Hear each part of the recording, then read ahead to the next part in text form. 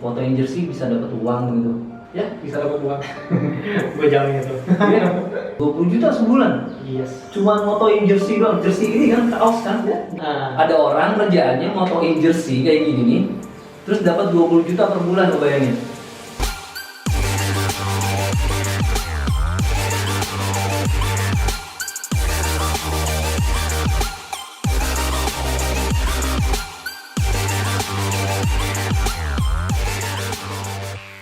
Bicara terus terang, kita bicara untuk dapat titik terang.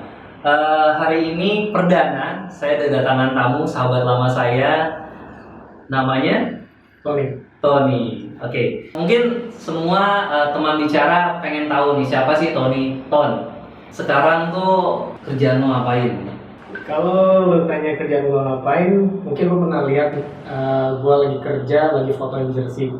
Nah mungkin itu definisi paling gampang gue ngejelasin ya, kerjaan gue lagi fotoin jersey. Tapi sebenarnya nggak itu juga sih. Memang jadi di balik ini semua kegiatan gue bekerja sebagai sports branding consultant. Sport branding konsultan. Yang gue tahu kan dulu tuh lo sebenarnya lebih main ke grafis, ilustrator gitu kan ya. Kenapa sekarang kok jadi ke situ? Apa emang masih ada koneksi atau gimana? Gue memang basic gue cuma bisa gambar waktu beberapa tahun yang lalu itu, lalu ya gue ketemu lah sama lu Nov gitu. Lu ngajak gue untuk ya lu jangan cuma bisa gambar doang lah gitu.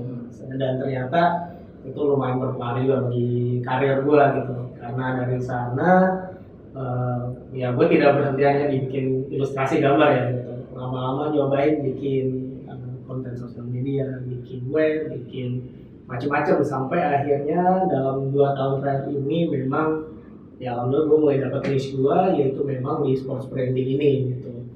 Pada saat lo tadi bilang sport branding konsultan, agak awam di telinga gue gitu kan. Terus juga fotoin jersey gitu. Ini juga kok aneh gitu. Fotoin jersey bisa dapat uang gitu. Ya bisa dapat uang. Gue jamin itu. Itu gimana sih proses sekali foto dapat berapa atau project atau gimana? Jadi memang kerjasamanya sih ada yang per project, ada juga yang kita sebagai agensinya mereka gitu, kita kerjasama untuk berapa bulan ke depan selama beberapa kontrak. Kalau range-nya sendiri ya kalau per project kadang ada yang mulai dari 3 juta, sedangkan kalau yang kita kerjasama untuk proyek berapa lama, kita pernah mengerjakan yang 1 bulan itu 20 juta dan seterusnya per minggu gitu sih. 20 juta sebulan? Yes. Cuma motoin jersey doang. Jersey ini kan kaos kan ya? Ginian kan? Bener. Motoin ginian, Yes. 20 juta sebulan. Aduh. Aneh juga kan? Ada orang kerjaannya motoin jersey kayak gini nih, terus dapat 20 juta per bulan, lo bayangin. Aneh, ngomong profesi yang di olahraga gini emang banyak yang nggak kejamah sama atau nggak pernah kedengeran sama gua yang awam, atau emang kayak gimana sih? Iya, jadi kalau kita khususkan misal sepak bola lah, sepak bola Indonesia. Atau spesifik misalkan orang yang kayak lu tuh ada berapa orang sih yang kerjanya kayak gini? Kalau yang khusus seperti gua persis mungkin sedikit, tapi nyatanya di bidang gua sendiri memang banyak di posisi-posisi yang nggak umum, nggak lazim banget kita dengar. Contohnya? Kayak misalnya kitman. Kalau kita sekarang, Kitman. ya kitman. Kitman Anak itu, kecil. oh kitman. Nah, kitman ini dia tugasnya adalah nyuci. Kalau kita bahasa kasar ya, nyuci baju pemain. Oke, sekasar itu kita membayangkan kerjaan kitman. Tapi jangan salah gitu, posisi seorang kitman itu paling vital juga di pertandingan sepak bola. Dia yang nyiapin baju pemain, dia yang masangin nomor punggung pemain. Bayangkan misalnya Beckham gitu, nomor 7. Suatu hari ternyata kitman-nya salah ngasih nomor punggung, misalnya nomor 10. Itu tuh satu pertandingan akan kacau. Komentator akan salah menyebut pemain. Supporter juga salah melihat pemain. Karena kan ya kalau supporter ya mereka nonton kan jauh kan gitu.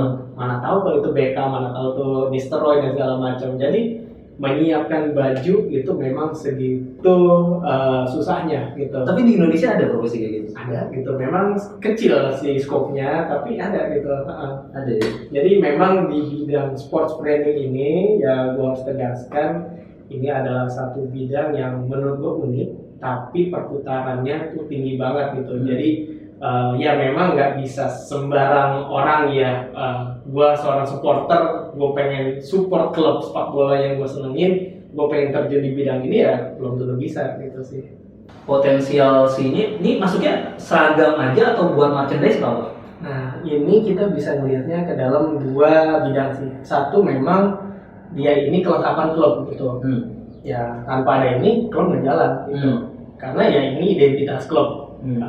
Identitas klub, lu membawa sebuah sejarah, lu membawa sebuah nama besar, sebuah daerah, dan juga ya apalagi kalau bertandingnya melawan klub luar negeri atau negara lain gitu ya.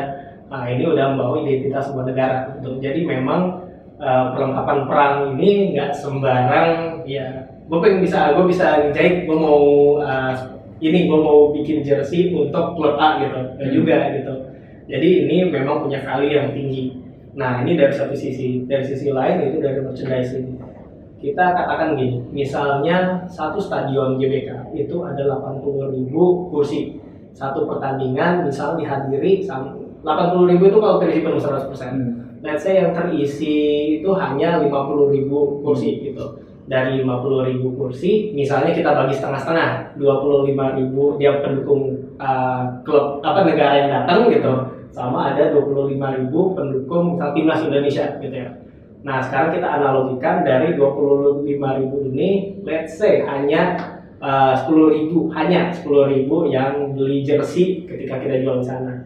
Itu pun profitnya sudah besar gitu. Bagaimana apalagi kalau memang diatur dengan baik, dikelola dengan benar, ya siapa tahu suatu waktu kita bisa jual dapat profit 100% dari yang hadir aja, belum kita tambah online dan macam-macam. Jadi merchandise ini memang segitu vitalnya bagi klub ya, karena ini juga bisa berkelangsungan untuk dia selama satu musim kompetisi berjalan. Bisa juga untuk engagement dia ke supporter, biar makin cinta dengan klubnya, makin mau mendukung klubnya, dan berbagai hal. Jadi ya satu jersey ini punya dua maksud tadi, identitas klub pasti ada, sama kedekatan dengan supporter yang diwakili jersey ini gitu. Kayak kalau jadi supporter tuh proud banget gitu, bangga banget kalau udah pakai, apalagi kalau udah ada tanda tangan pemain kesayangan gitu ya. Iya, belum kebayang sih, bahkan ada nggak sih kompetitor kayak orang kayak gua? Iya, yang kerjanya fotoin jersey gitu. Kompetitor gua ada pun adalah agency, langsung agency. Oh iya. Kemarin gue sempat tuh waktu lagi syuting bareng sama Andi Firmansyah, Bustomi sama Metimo. Gue nggak tahu gitu kan, dia dipakai sama Clear buat brand ambassador. Nah pas gue tuh dapat kerjaannya ternyata dari satu agensi PR internasional gitu.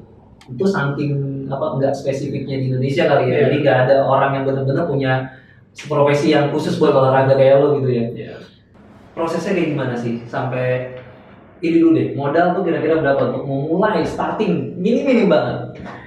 Gue sih dulu waktu ini kilas balik gue mulai dengan Bonus Studio ya, agensi studio lo namanya? Ya studio gue namanya Bonus Studio. Bonus Studio. Kita memulai 2015. Waktu itu modal gua ya laptop aja, sama skill kali ya, emang lu basicnya jago gambar juga. Oke, berarti benar sih, skill gua waktu itu gambar gitu. Dan memang kalau cuma ngandelin gambar, intinya hari ini nggak ada gitu. Karena skill gua selain waktu itu gambar adalah bilang iya gitu. Bilang iya. gua ngerasa itu salah satu skill gua. Modalnya bilang iya. Bilang iya gitu. Oke, lanjutin. Gimana tuh bilang iya tuh? Salah satu klien gua. Yang tahu-tahu ngubungin temen lu, cari dong ilustrator. Tahu-tahu dia ngubungin gua. Lu gambar ya, gambar apaan? Storyboard. Gua bahkan googling dulu storyboard itu apa. Tapi ternyata sebelum gua bilang gua googling, gua bilang iya. Jadi itulah modal gua. Gue punya laptop, gue punya kemampuan gambar, dan gue bisa bilang iya gitu. Nah mulai dari sana 2015 udah mulai sedikit lebih serius. Nah jadi memang gue waktu itu kerja juga gitu. Tapi semua uang yang gue punya gue tabungin buat ini gitu, Bonus Studio gitu. Jadi gue kerja, let's say gaji gue sekian, kayaknya gue raup nyaris sebesar lebih dari setengahnya untuk gue tabung lah gitu. Sampai akhirnya ya punya modal dari kerja selama 3 tahun, waktu itu kekumpul 30 jutaan ya. Nah barulah ini beli PC, beli macam-macam kamera. Ya intinya gue nggak mau main-main lah di sini gitu. Iya sih, untuk industri kreatif sebenarnya bermudah gitu. Teman gue nih kameramen ini tukang rental kamera aja gitu.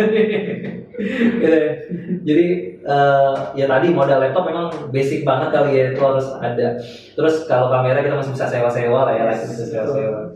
Menarik sih ini, gue sih berharap orang yang nonton ini nantinya, apalagi nih lagi corona gini banyak orang yang di PHK-in gitu kan, bisa jadi peluang usaha juga gitu dengan bisnis industri kreatif. Ternyata nggak putus sampai sekarang. Orderan masih ada? Masih, alhamdulillah. Klub mana aja sih? Dari lokal, ada yang internasional nggak? Nah kalau kita ngomong dari lokal, sebenarnya musim ini ya di luar corona ini memang liga kan harusnya berjalan dari Februari kemarin. Emang bola doang, nggak ada yang lain?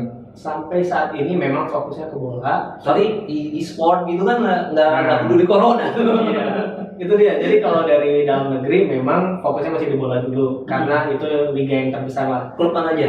Saat ini berarti kemarin gue bekerja sama dengan Semen Padang, Persis Solo, Persikabo Persikabo Bogor, kampung halaman tuh. Ya, terus sama terakhir apa ya, lupa nama klubnya. Cuma sih ya 3 itulah kayak pertama.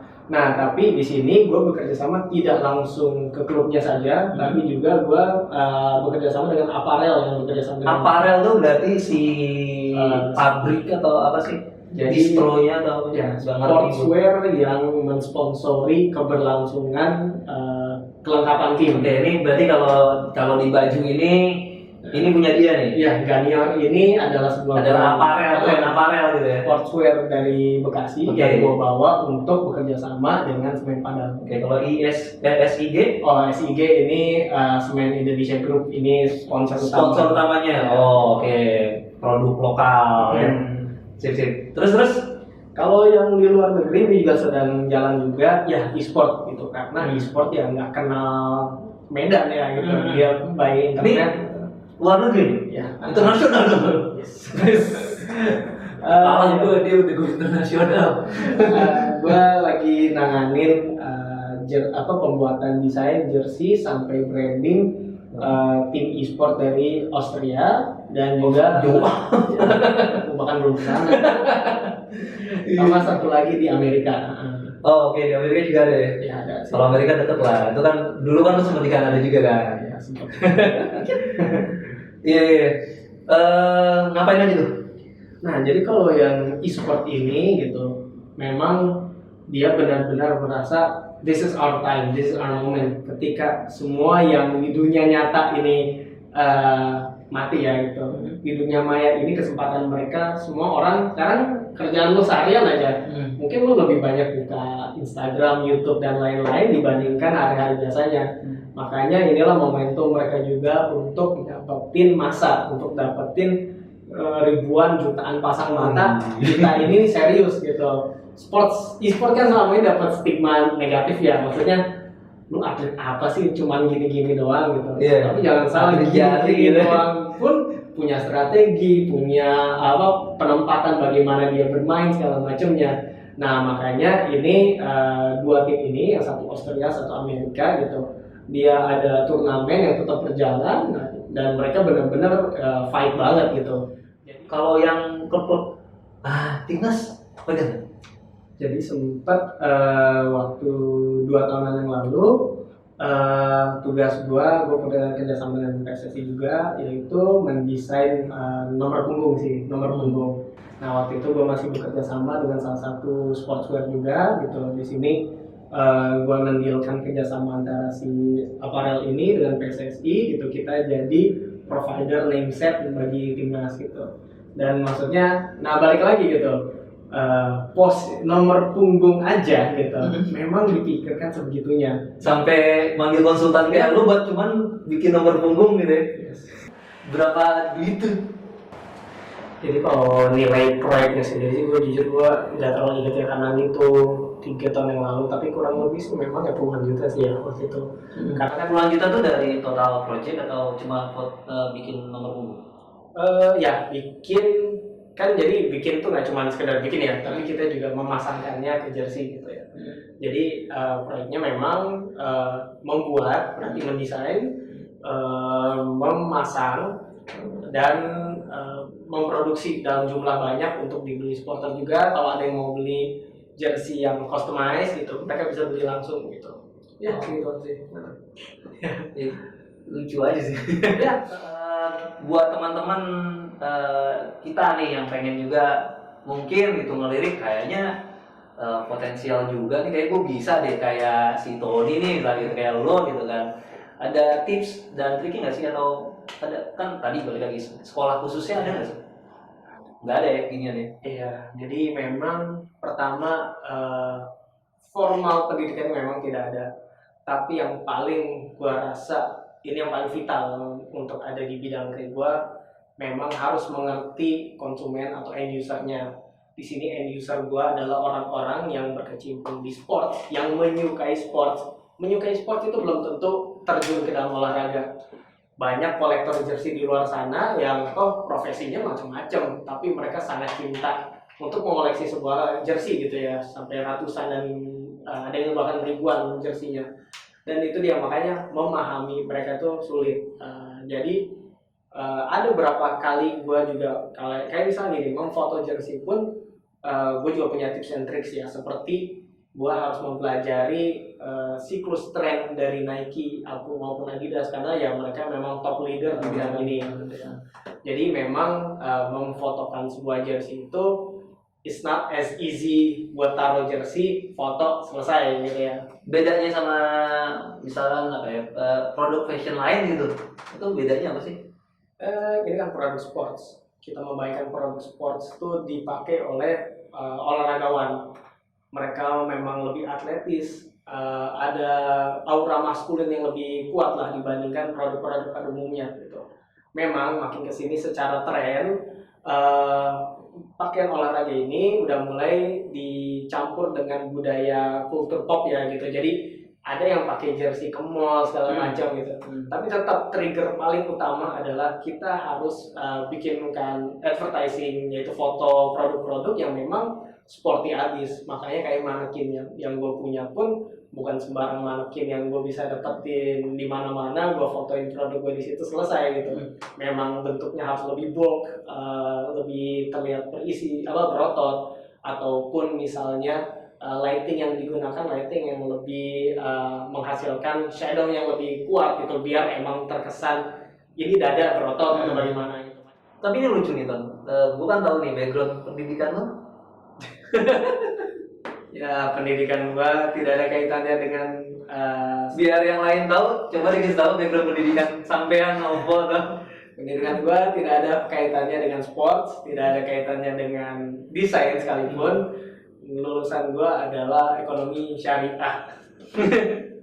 Ya, ekonomi syariah, cuman lo punya passion di desain gitu ya. Awalnya desain. Awalnya desain memang. Akhirnya kecemplung, setelah dicemplungin sama gua untuk bikin storyboard, berkembang, sempat kerja waktu itu kan? Ya sempat kerja ke beberapa perusahaan.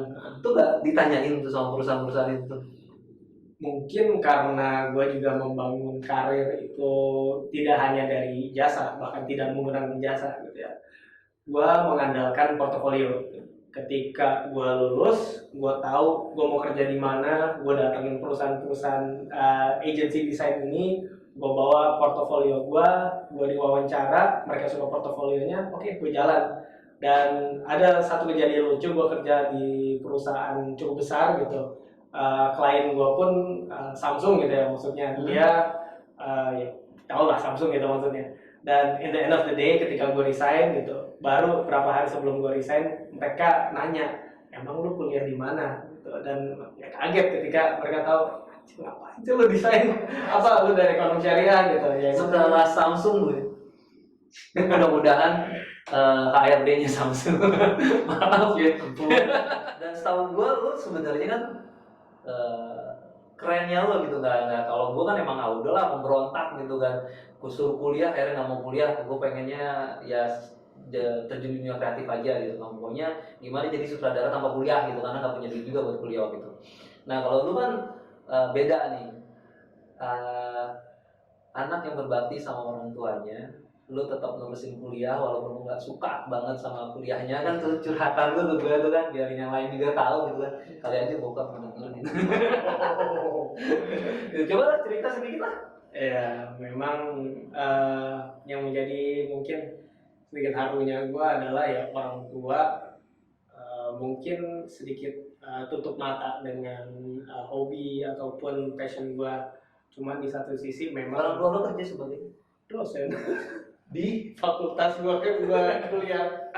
jadi nih kuliah emang disuruh bokap kuliah di jurusan itu lah. Iya, memang udah waktu gue SMA kelas 2 pun udah diarahkan ke sana. Jadi ya memang begitulah. Tapi yang mungkin bikin gue haru ya konsistensi orang tua gue untuk terus mengingatkan lulus kuliah, selesaikan studi, dan di situ maksudnya gue sedikit terharu juga walaupun dengan segala pemberontakan yang gue lakukan gitu. Mulai dari aku mau jadi ilustrator, aku sukanya desain, aku hanya bisanya desain, aku maunya kerja di sini segala macem. Ya mungkin ada yang masuk kuping orang tua gue gitu, tapi tetap mereka fokus untuk mengingatkan akan kuliah gue, dan itu mungkin menjadi sedikit motivasi gue ketika gue lulus.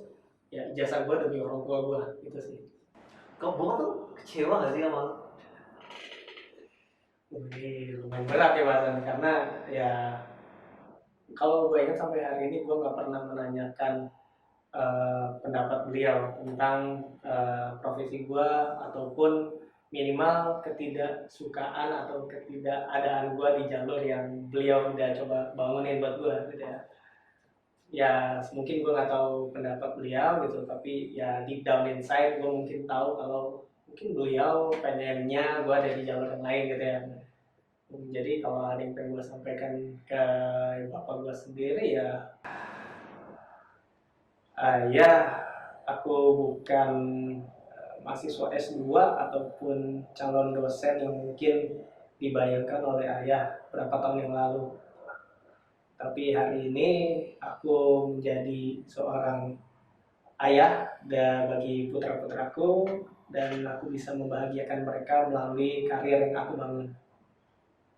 Oke, sukses terus Ton untuk bisnis lo. Oke. Buat aparel juga nih, ini partner lo nih. Ya, salah satu partner. Oke, sukses juga semuanya. Terus juga teman bicara di rumah. Jadi poin penting hari ini ngobrol sama Tony adalah follow your passion kali ya Tony. Yes. Follow your passion gitu. Lo gak perlu kecil hati walaupun lo secara pendidikan gak sesuai sama pekerjaan, itu udah umum, udah rumlah. Nggak cuma kita doang yang profesinya di dunia kreatif, di kantor-kantor juga banyak gitu yang punya pengalaman yang sama.